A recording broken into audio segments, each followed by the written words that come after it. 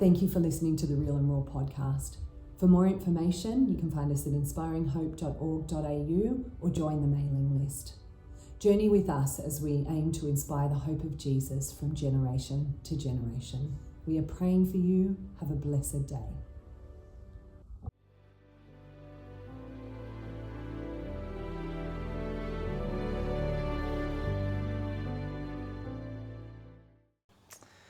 Well, hello. Hello.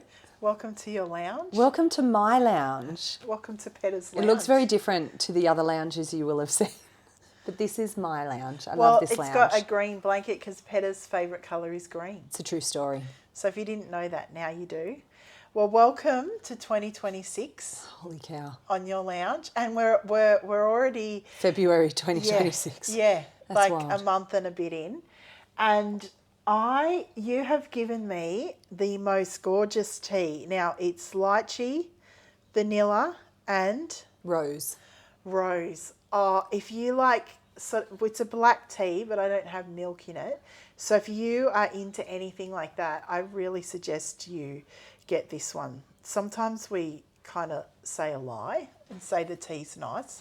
Oh, but it's not really. So, but this one is actually nice. So, what have you got? I'm a nurse. I don't know if anyone of you know that, but I'm a nurse. So I have the dirtiest instant coffee in a cup. Liquid gold. It's how I like it, strong and very bitter. Peta and Steve-O are the only people in my world that I know that still love a good instant coffee. I actually like it. We have a very good coffee espresso machine.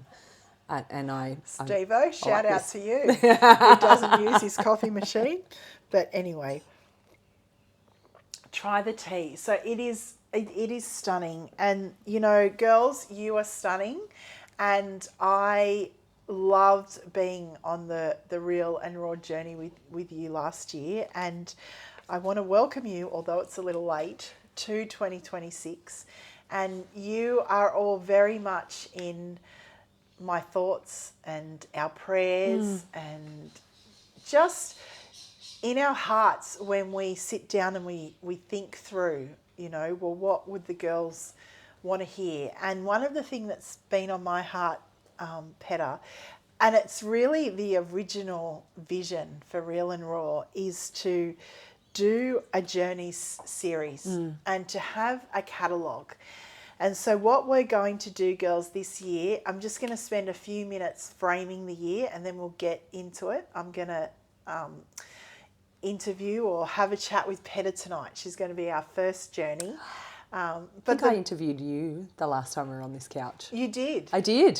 So it's now a change up for the books. Tables have turned. But we are going to make a little bit of a catalogue. And so I know everyone's got a million things to do, but if there is anything that you would like us to discuss as part of the Journey series, please, you know, write into us or let us know, comment, whatever, write. And the premise, though, for these journeys is very succinct. So I want to talk to girls, Peta, about their faith and a really... I guess a time in their life when their faith was really tested. So I want them to share that story, and then I want them to talk about the low point, because when we are really tested in our faith, and as girls in 2026, we have a lot to juggle. We have a lot going on. We're working, we've got families, we've got ministries, we've got homes, we're part of churches, we're part of sporting clubs, we're part of schools. We've got a lot going on. So what are those things? What are those circumstances that test your faith? And in the low point, I've written here, how did you navigate that with Jesus? Did you even navigate that with Jesus? And then we're going to ask the girls to swing back down. Well, through that low point, through that very difficult circumstance, why did you stay the path with Jesus? And what did he teach you? What did he teach you? And I think we're going to have this beautiful catalogue of real and raw stories of how people had to deal with very different circumstances but came out knowing that there is a God in heaven who loves them and is for them. And I'm just going to start with my Peta story. It will be real and raw. It will be real Tonight. and raw. My Peta story, when my mum, this is back in 2026. So this story now took place. So we've got a 20-year-old here who's editing and doing all the podcast stuff, Annabelle. Shout out, Annabelle. So 20 years ago, she is 20. So now this is how old we're getting love. So 20 years ago, I was also sitting on your couch in Homebush. Yes. It was a little bit later on in the year. It wasn't the exact date or anything. Little unit. In your little unit on your little blue, it called a divan. So a divan was like a day couch that came out to a bed. Yeah, like a futon. Yeah, like a futon. Yeah. Yeah. I think I will have to look that up. I think it's called a divan because my mum used to call it a divan. She was from Anglo-Indian. I think futon and divan. Are they different? I think they're the same type of concept, but different words for different parts of the Yeah, world. you could lay it flat and make it Yeah. a double bed, or you could sit it up into Yes. an L shape. Well, that was also a divan. Yeah, right. So there you go. We were sitting there and I had come over because I had just sort of found out that my mum had cancer and it was serious. Yeah. Now, my mum would live for another 10 years, but I remember talking to you and, you know, girls, whenever I have a deeply personal thing that I'm trying to communicate, now I'm telling you a secret. If you watch me speaking live or even like this, I'll look up like, Lord, help me to get it out. So many of you have been or will go through this very deeply personal experience. So here I am as a 26-year-old. I'm absolutely freaking out. It's a time of my life where all of my friends are either married, getting married, starting to have children, buying homes, building lives. And here I am as a 26-year-old having to deal with the fact that my mother is going to die very soon. And I came over and I told you that, and I told you that I was scared, and I told you that I was angry, you know, because what's going to happen? My mum's not going to be there for my wedding. My mum's not going to be there to see my children or my first home or meet the guy that I'm going to marry, all of these things. And I was just very real and raw in that moment. And you said to me a line which I have said to many of you, so you will know it, but it's not actually my line. And by the way, I've always given you credit. I'm like, this isn't my line. But you said to me a line. You said, Jeanette, the Lord has not forgotten you and he will not leave you wanting.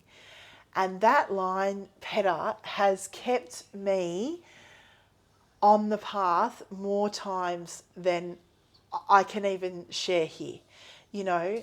And girls, you know, from Peta via God, whatever your circumstance. So this catalogue is supposed to deal with marriage. It's supposed to deal with financial. It's supposed to deal with sickness. It's supposed to deal with health. It's supposed to deal with singleness. It's supposed to deal with death. It's supposed to deal with all of those things. We're going to have women come and share stories from all walks of life. But it all comes back to that. There is a God in heaven. He's not mucking around. It's not a joke to him. Your pain is not a joke to him. Yeah. Your difficult circumstance is not a joke to him. And he has not forgotten you. And he will not leave you wanting. But there's a but. And that's why we need to start this conversation. Because we have to choose to trust him. Yeah. And Annabelle's madly trying to find a tissue for my dear friend over here. But I want to... Here we go. Here comes the tissues. I made it about 30 seconds into the podcast. So I'm a crier. I'm not a hugger, but I'm a crier. So. Yeah. I'm a crier probably when I'm by myself, but I don't know. I think with my speaking, I've just learned to be a bit stoic. That's probably not a good thing, but... But I want to read this verse for you girls. Trust in the Lord with all of your heart and lean not on your own understanding. Whatever it is you're going through, don't try and figure it out. In all your ways, acknowledge that Jesus is King of Kings and Lord of Lords, and he will make your path straight, or he will bring you through your circumstance. He will show you the other side. And so that, my friend, is the premise for what we're going to talk about tonight. And the Lord has never forgotten you.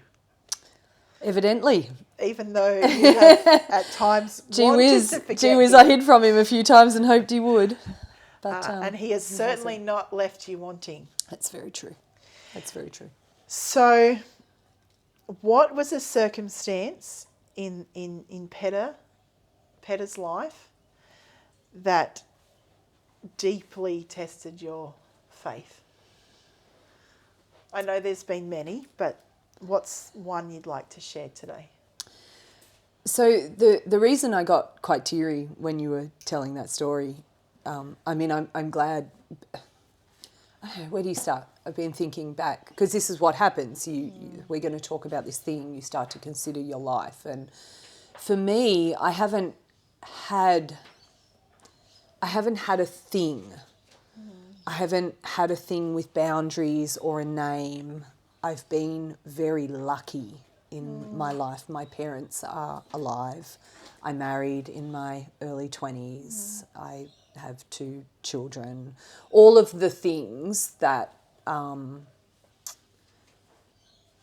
have, the things, the worldly things came easily to me, and I want to be gentle with that word because that can be hard to see, but there were other things that have been very hard for me. And when I was thinking back, like when you tell me things like that, my heart cry and my thing is that I have never felt useful for the Lord or in the world. And so the thing that has tested my faith is that I was in ministry, I served, I had opportunities, and amazing opportunities, but I never felt like I was fulfilling the things that God had either spoken over me through people in the ministry. Promises and prophecies and words of encouragement became disappointments to me. Yeah. And what has tested my faith is that the things that I felt God had promised me never came to pass. And all I wanted to do was please him. And I just didn't know how. And that has really only been in the last couple of years that I have started to see, looking back, the fulfillment of very, very long-term promises come to pass. And that has tested my faith really for the last decade or so. Yeah, it has. Where I have been in a very dry place with God. Yeah, yeah. It's been very hard to believe again. And it's interesting because that line you gave to me has encouraged me, but for you, it's you have felt that God has forgotten you, and you have felt that He's left you wanting, and we have spoken about that many, many times. Yeah. I mean, I think over the 10 years, every time we have, been together, I mean, there's certain topics you talk with your bestie, but this has been a consistent, and it's interesting because I love the words real and raw, because when, I can just see a lot of people kind of like, huh? Because you've been the face of Inspire, and you've been my best friend, and you've prayed for people, and you've served on camps, and you've stood alongside people and cried with people and prayed with people. but internally there's been this battle going on Yeah. for you. So when you say not feeling useful, because I myself have come away from conversations and thought, how can she think that she's so useful? Like, she's stuck with me for, how many years now? Like, anyone who can do that deserves a gold medal. But that's the thing about our journey with God. It's not about anyone else. It's about you and Yes. Him. Right? Yeah.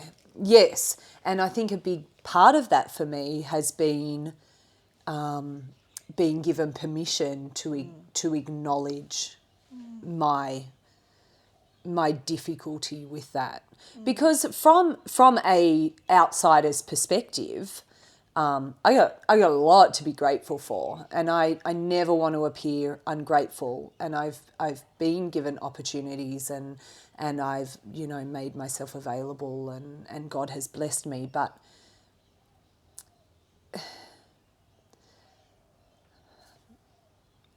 yeah, it's very difficult to articulate, and that has been a big part of the journey. Yeah. And I think in hindsight, which I now see now after 20 years of trying to work this out, what I'm realising is that I had to do a lot of forgiving of myself for past sins, because I was a ratbag as a teenager. I mean, I looked good from the outside, but I was a hellraiser behind closed doors, and I did a lot of foolish things, and I spent a lot of time running away from a God who was pursuing me very aggressively. And I mean, I ran to England, I mean, I literally got on a plane and I'm out of here. A pastor said, life and death is before you. Yeah. Choose life. And I said, thank you, but I don't. I choose death. Yeah. I used those words to a pastor who was praying for me and I moved to England and I met a boy, and it was all, very great until it wasn't. And then I had to get on my knees, and Jesus came for me that night. I was in a very sad room in a place I was living in Watford in England, and I just whispered his name, and he came, and I swore I would never forget. I said, I will follow you all my days. I will never forget when you came and rescued me, because if he hadn't come that night, I don't know that I would be sat on this couch now. It was pretty bleak there for a bit. But he came, because that's who he is. Yeah. But I did forget. I forgot his promises to me, and I forgot him again and again, and then I would repent, and then I would forget them again. And that, I think that was such a sticking point, that I had to get to a place where I could look back on those versions of myself and forgive that person, because as angry as I was at her for throwing away opportunity, for walking away from this great ministry that I'd been a part of, and for doing silly things, as angry as I was at that version of myself also kept me alive, and it got me to here. And so God loved her too. Yeah. And so the sin Beautiful. for this version of me is no different to the sin of that version. It was more dramatic back then, but the same God who forgave me for those forgives me for my daily, walks and my sin daily. And so the testing of my faith, I think, was reconciling that I used to compartmentalize that for many, many years, because I believed that this version, the inspiring hope version of me, was forgiven, but I found it very, very difficult to believe that he could ever forgive that version. And that left me standing in a place where I wondered, when I stood before him, was I actually saved? Yeah. Could he forgive those big things that I did? And of course, we're the same person. It's all me, all, and there was a lot of searching, and a lot of that was done for me in scripture, but a lot of it was done external. That's a therapy walk. That's a pragmatic thing that a lot of people have to go through, reconciling the adult version of yourself with the immature version of yourself, and understanding that Jesus it's all you, baby. He made it all. Yeah. And the same version that did these amazing adventures, I see her coming back out now that I've reconciled those two things. And she is the girl who walks into the bush and camps overnight by herself under the stars, you know, with the swag. And that is that version of me coming back out. And I'm so excited to meet her and understand that Jesus loved her the whole time. Jesus loved you the whole time. And you know, that was really beautiful. Thank you for sharing that. Hello, sweetheart. My dog has come in to we say have hello. A friend. She's a heavy breather. Sorry we have about a friend. That. You know, I don't usually, but I've kept this Bible on my lap for whatever reason. This book is full of people who did exactly what you just described. I mean, if you go to this end of the book, my daughter actually, we couldn't go to the last thing at church last year because all my family was sick. Another story, let's not get sidetracked. But they gave her little Christmas book this Sunday when we went back. It was about Peter. Oh, yeah, wow. Now, Peter, oh my goodness. Peter. Hi. It's nice to meet you. I'm the problem, it's me, and also him. We established her name, yes, last time. Go back if you want to watch that episode. We're not telling you the story again.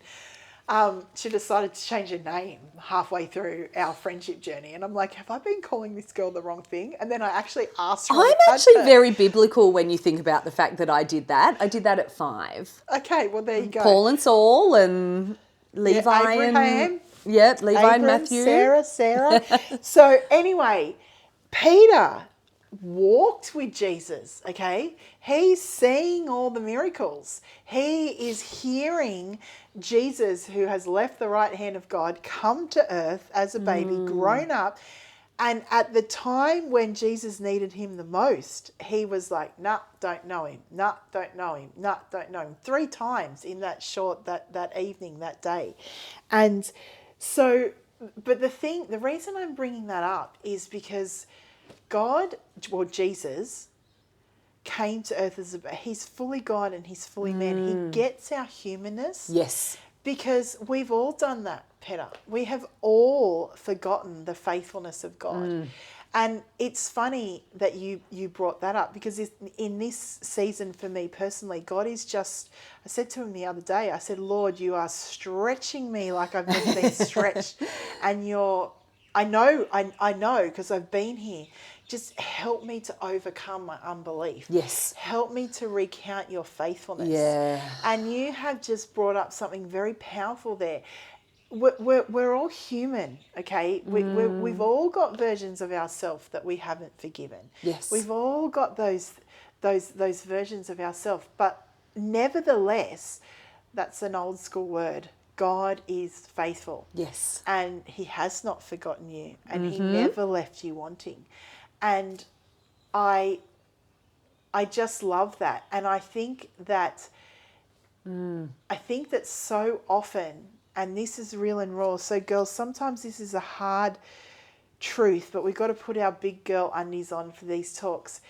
It's not God fighting with us, it's us fighting with him. Yes. Because we don't want, or we find it hard, maybe is a better way to put it, because I find it hard to believe that even in all of my filth and my sin, that he still loves me. Yes, and I would argue with him about that. Yes. I would accept his forgiveness for a time in my life forward when I had matured and was making wise decisions. Yeah. But I was actually refusing his forgiveness for for that version of myself that looked that pastor in the eye and said, I choose death because I wanted other things.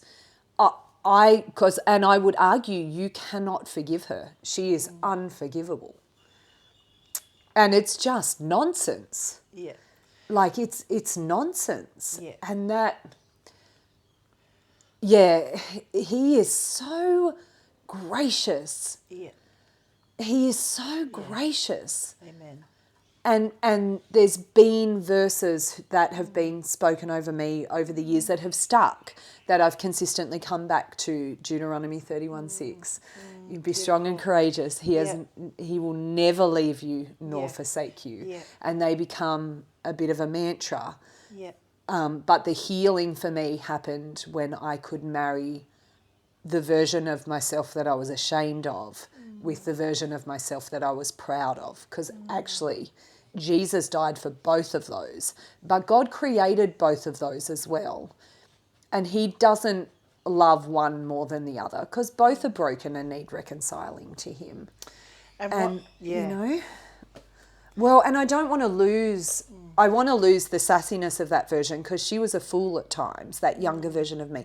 But my gosh, she was brave. Yeah. And I had also laid down that part of her in my older years. And now as I'm becoming into my aged 40s, closer to 50, I am recapturing parts of her. And look out, because I have her fierceness back and I just don't care what the world thinks of me anymore. And I'm so grateful that she existed, you know, that part, that there are such wonderful parts of her. Because God created them. I misused them, but God created them.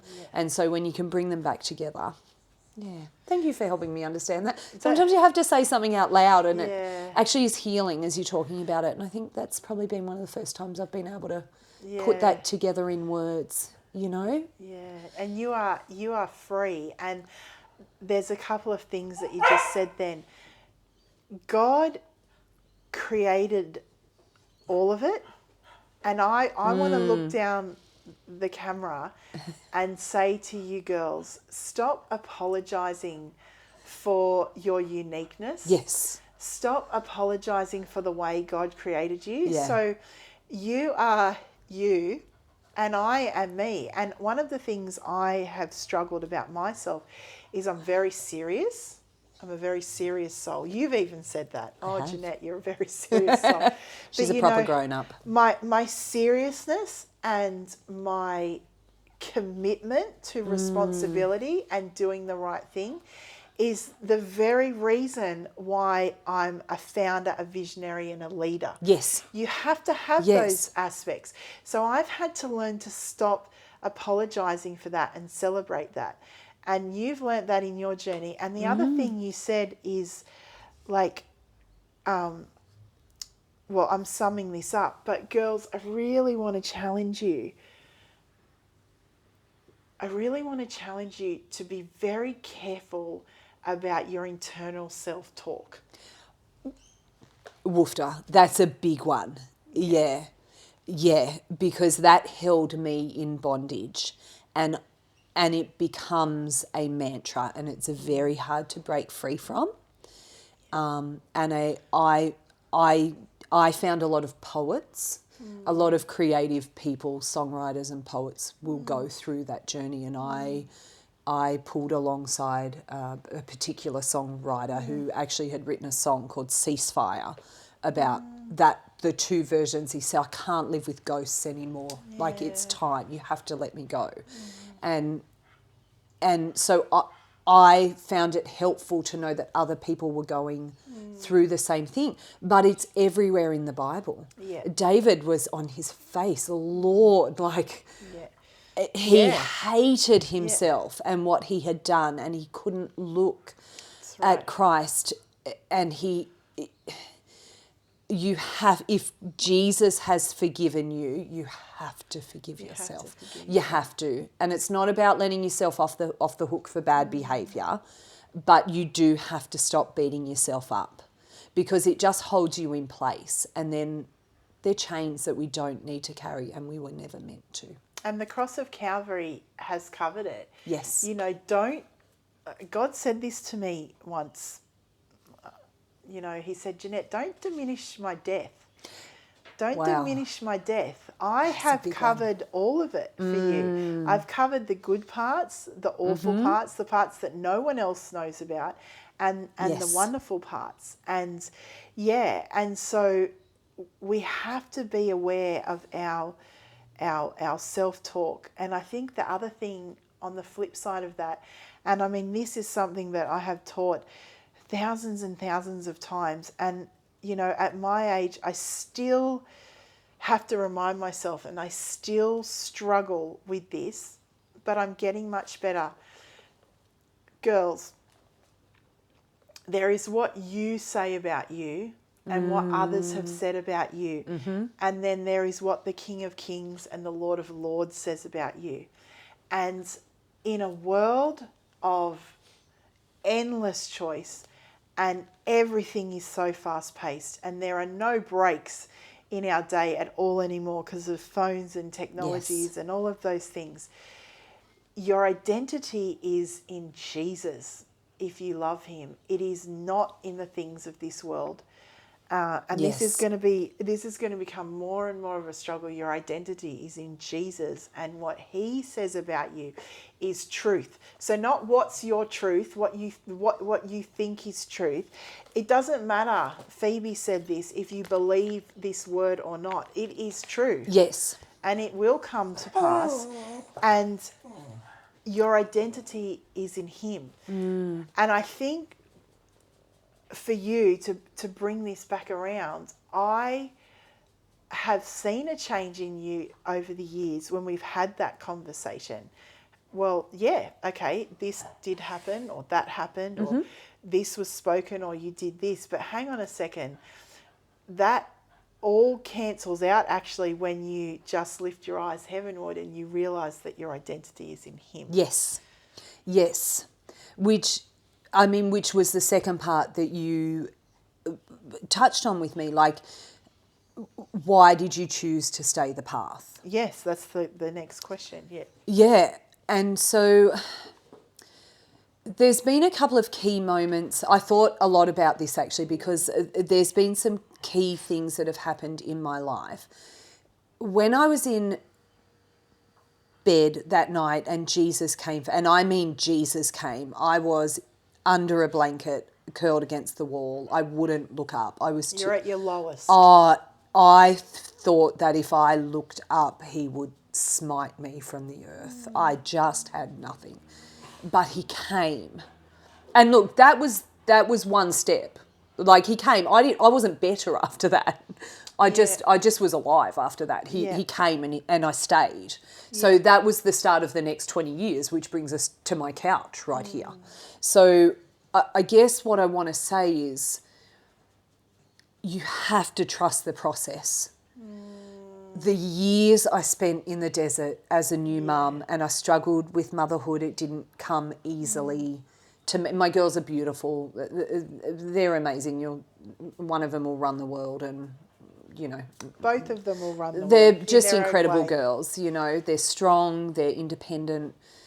But I didn't find fulfillment of life in motherhood. I really wanted other things and to be useful in the world, and I found that period of time very difficult. For 10 years, really, I stepped away from anything with Inspiring Hope. I was just in the reeds, and it was very dry. But I collected things along the way. And one of the things that was a lifesaver for me in England, not a life changer, but a lifesaver. Sorry, that's my dog having an opinion. I apologise. Her name's Macy. On England. Yeah. Oh, yeah, she's expressing her opinion on England. A girl I was in youth ministry with wrote a card to me when I was in England, and she got a bunch of people to sign it, and it just said, I couldn't find it. I looked for hours last night and I couldn't find it. But I'm assuming I threw it out because I was too ashamed to have held on to it. But it said something like, we miss you and we're glad you were a part of our life. And if you ever want to come back, you know, you have friends here. She got a bunch of people to sign it, and her name was Christina Parnwell. She's a Christina Baldwin now, but that card saved my life. Someone reminded me when I was at my lowest that there was still a place for me when I came home, and I found a place when I came home. But she planted that seed. Yeah. So that was a big thing for me. Jeanette, you'll know this one. Jeanette made me the poster of it. Do you remember when you gave me that? Yeah. Yeah. It says, the sceptre of the king is still in your hand. But that is based on this, which was given to me by a minister, a youth leader. I'm so sorry about my dog. Was that the This same is the pastor original. who said the life and oh, it was different. No, I this thought one they were came the from same. Marcus Claxton. Okay. This is the original. Oh, I've never seen the original. This is the original. It's kept in plastic because it's just falling apart, but it says, "The sceptre of the king is still in your hand." And Marcus Claxton scribbled it down on a piece of paper one night after church and just gave it to me and said, "I really believe God is saying this to you." And that was, I don't know, 15 years ago. So shout out to Marcus Claxton because that was another life changer. Wow. And there's been things in my life. Now, the key with these things, God can do anything. Yeah. Praying for the joy of the Lord that it will continue to be your portion and strength. He who promised is faithful and he will do it. Yeah. All my love and prayers, Jen. Yeah. The thing with these things isn't the card. It's that the people who gave them to me were praying for me. And the reason I have stayed the path with Jesus is not because I always pursued him, but because he never quit pursuing me. And my God left the 99 and he came to look for the one who was lost. Wow. And in the times when you don't know what's happening, I promise you as someone who is on the other side of seeing it, I promise you something is happening. He has not forgotten you and he will not leave you wanting. He has not forgotten you. He didn't forget me. And I was devoid of being able to believe that. So please write the things down. Even when you don't believe them, look at them anyway. The reason I stayed the path is because people who loved me prayed for me. And because a God who died for me continued to pursue me. That's the only reason, because I didn't have it in me to bring myself back around. There's nothing. Now, I went to church, I did the things. I stayed around people who could speak life into me. I went to church and I stayed in a Bible study, and I wanted so desperately to be in that space. So you have to have your heart open to it and your eyes turned to God. But even when you do those things, if you can't feel it, I promise you it is happening. It is in the place that is not yet. It is coming. Especially when you can't feel it. Especially when you can't feel it. And the God who promised, be strong and courageous, do not be afraid or dismayed, for I will never leave you. I will never forsake you. He says it over and over again. Joshua 1:9, Deuteronomy 31:6. And then he came. He didn't leave us or forsake us. He sent Jesus. We see it over and over again. Forgiveness for David.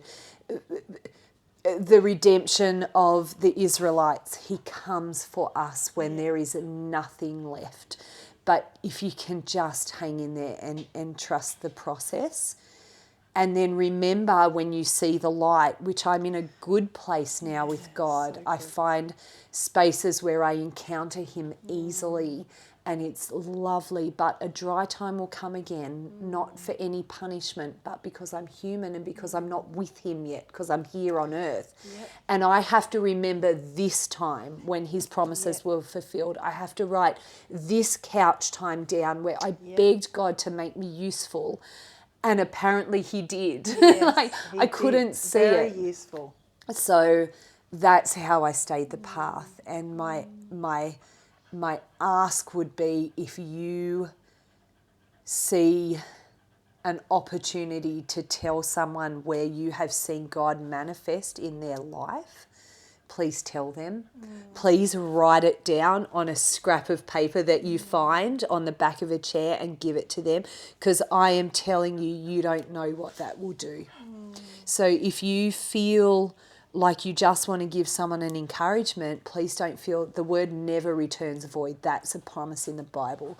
So encourage people and pray for them.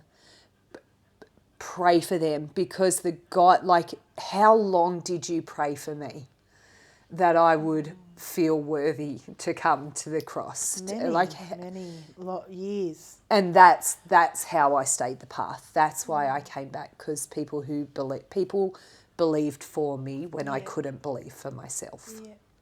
That's a beautiful line. And in turn, though, you know, and it's we're not talking about my story, but you've done exactly the same for me in that wilderness that you've just described. And I have said to you many times, I've sent you that text message, you know, we may not change the whole entire world, but you have changed the world for me. And to finish where we started, this just dropped into my spirit. I sat on your couch in your old house and said about when my mum was dying, and you gave me that line.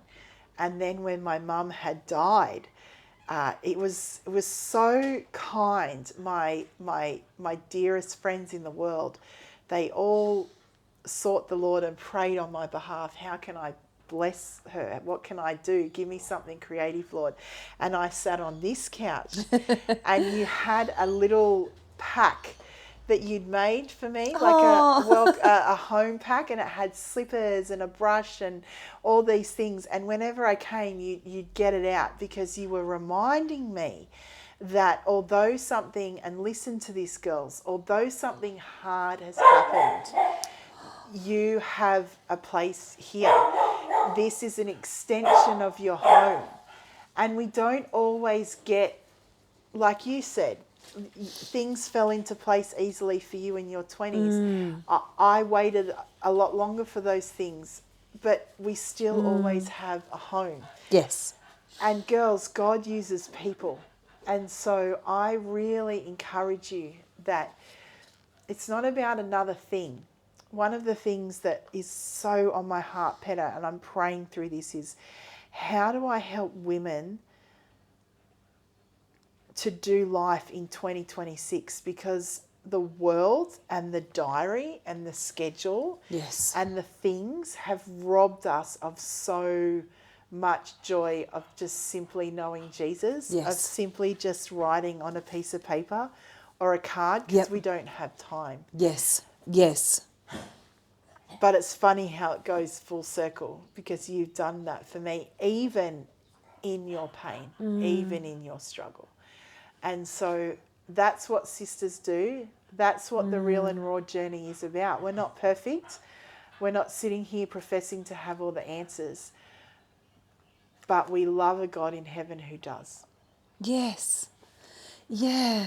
And I think the lovely thing that I'm discovering on this side of my wilderness is the simplicity of faith. Yes. I beautiful. thought for a long time that it was shouts and things, and not platforms and things like that, but the God doesn't ask us for much. I think that's what I want to say. He doesn't ask us for much.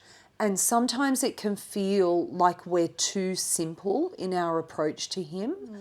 But I just don't believe that we are. He's asking for our attention. And that, in whatever capacity he has asked for it in that day. Because sometimes our attention is taking the time to write a card for someone who's hurting. Sometimes our attention is in prayer. Sometimes for me, the big one, as you know, as I'm approaching, as I'm well into middle age, for me, I'm really sorry about my dog. I'm trying to find joy and beauty in her at the moment, and she's just testing my faith. Sometimes, thank you, Annabelle. I think she just wants some attention. Sometimes the simplicity of just appreciating his sunset. Like, he is creator God. And sometimes it's looking in the mirror and taking a moment to appreciate the incredible uniqueness that is you. I promise you that you will always be your worst critic. Yeah. You know, like, I wish that you could see yourself the way I know Jesus sees you, the way your friends see you. I couldn't, and I wish I could have seen myself the way you saw me in those moments. But I was too lost in it.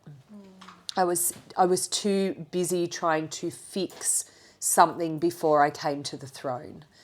And so I think for 2026, that my encouragement would be just come to the throne, because he just sees you in a completely different way than you can ever imagine. He sees the beauty and the uniqueness and the fierceness and the adventurer and the warrior and the compassionate soul. He sees so much deeper than what is presented to the world.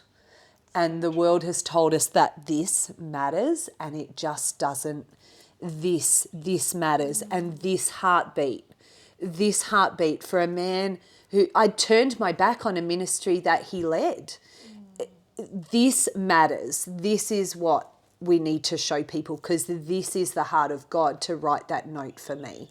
It's got nothing to do with anything else. So if you are struggling, just know that, like, what Christ sees is just, it's not the flaws, it's just the beauty. And you are worthy of his forgiveness, not because of what you did, but because of what he did. And he just loves you. My prayer is that for you today. Sorry, I talk a lot. Apologise. It's beautiful. You don't need. We're here to talk. If no one talks, then there's no podcast. Well, there's no possibility of us running out of things to say. Not you and me.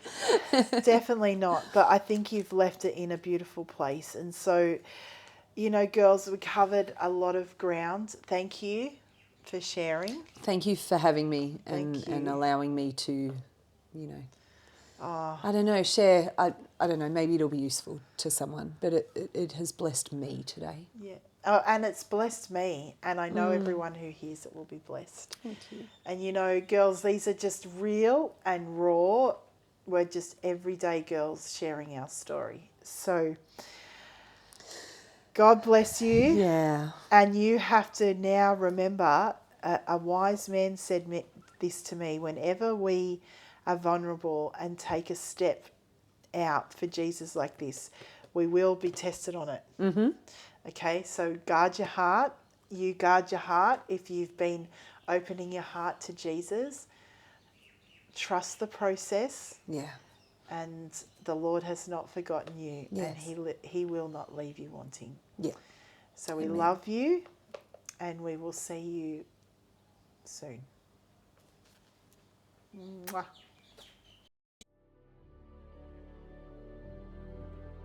We strive to inspire the hope of Jesus by building girls up generation to generation.